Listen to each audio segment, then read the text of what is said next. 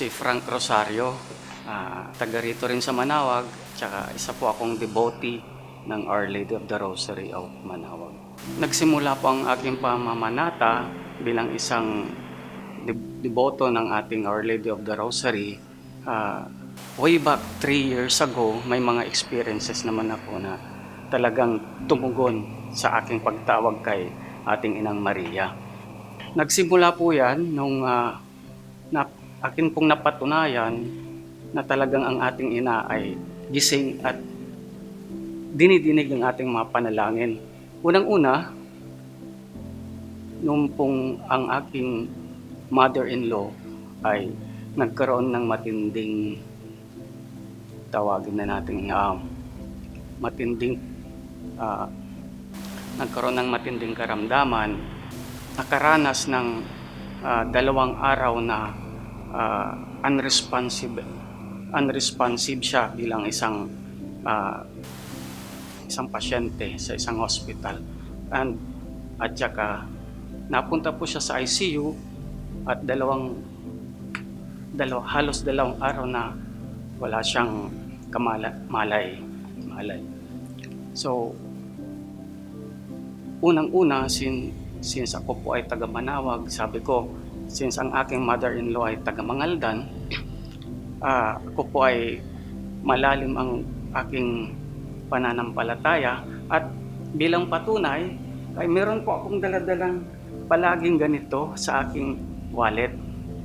Ito po ay vestment na every time na may piyesta dito sa Manawag ay humihingi po ako ng ganito bilang patunay na tayo po ay talagang malapit kay ating Inang Maria. So, dala-dala ko palagi. So, nung na-hospital ang aking mother-in-law, unresponsive for 2 days, sabi ko, Ina, tumawag po ako sa ating ina. At sabi ko, Ina, sana po ay bilang ina ay tumugon ka sa tawag bilang isang anak na paggalingin mo ang aking mother-in-law.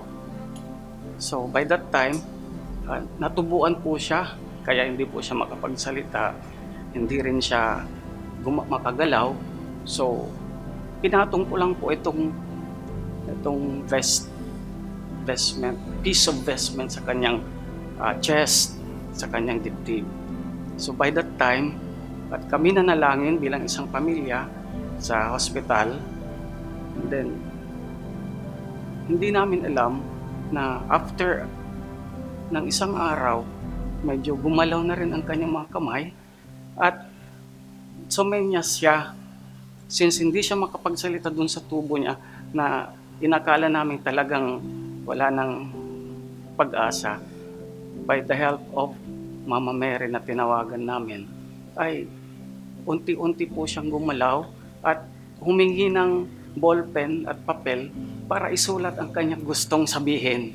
So, kami po nagpapasalamat na sa pamamagitan ng pagdarasal namin sa ating Inang Maria ay natugunan po ang aming pagtawag sa kanya bilang isang ina. So, yun po ang isang pangyayari at isang milagro na nangyari sa aking buhay na hindi ko po makakalimutan, sapagkat tuwing tatawag po tayo sa ating ina ay hindi po tayo talaga pahihintulutan na mawalan ng pag-asa sa buhay. So, huwag po tayong mawalan ng pag-asa at tayo po ay palaging tumugon sa kanyang tawag, sapagkat nandyan lang po siya. Hindi po siya lumalayo, hindi po siya tumatalikod sa atin, nandyan lang para tumugon sa ating tawag. Bagaman siya ay tinatawag nating ina na laging tumatawag. Nasa atin po kung paano natin tugunan ang kanyang tawag. So, gusto ko po sana na lahat tayo na tinatawag niya, tumugon po sa mga tawag, sapagkat siya po ay nandyan lang palagi sa ating tabi. Meron pa akong isang experience na talagang tumugon ng ating ina nung nadisgrasya ang aking anak. 1.5 taon lang siya noon. at siya po ay nakuryente.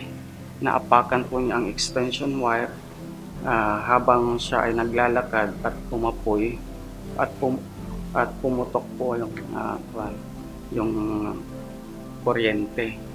At sabi ng doktor, in short, ang sabi ng doktor ay tignan natin ang internal organ, baka dyan pumutok. Unluckily, sa pamamagitan nga ng ating dasal at pagtawag muli kay ating Inang Maria, sa pumutok po yung kuryente, hindi sa internal organ pero sa paa, yung soft part ng paa pumutok. So luckily, ang aking nag-iisang anak ay nailigtas sa pamamagitan ng malalim na pananampalataya natin kay Inang Maria. As a family, bilang isang pamilya, isa pa po ay malalim ang aming ugnayan sa ating Inang Maria at sa simbahan sapagkat kami rin ay membro ng Couples for Christ at kami rin po ay nagsisilbi bilang isang Eucharistic minister sa simbahan. Bilang isang pamilya, nagbibigay kami ng serbisyo sa ating simbahan. Diyan po lumalalim ang ugnayan namin bilang isang pamilya, relasyon namin sa pamilya at relasyon namin sa Diyos sapagkat kami po ay nagsisimba ng sabay-sabay, nananalangin, nagro-rosaryo sa aming bahay ng sabay-sabay.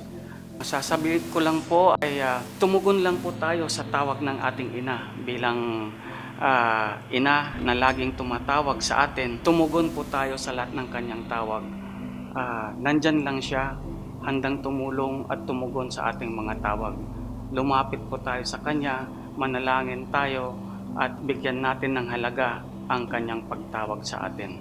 Mama Mary of Manawag, ating Inang Maria, gabayan mo kami palagi sapagkat ikaw ang ina na nagliligtas at ina ng sambayanan ng Manawag.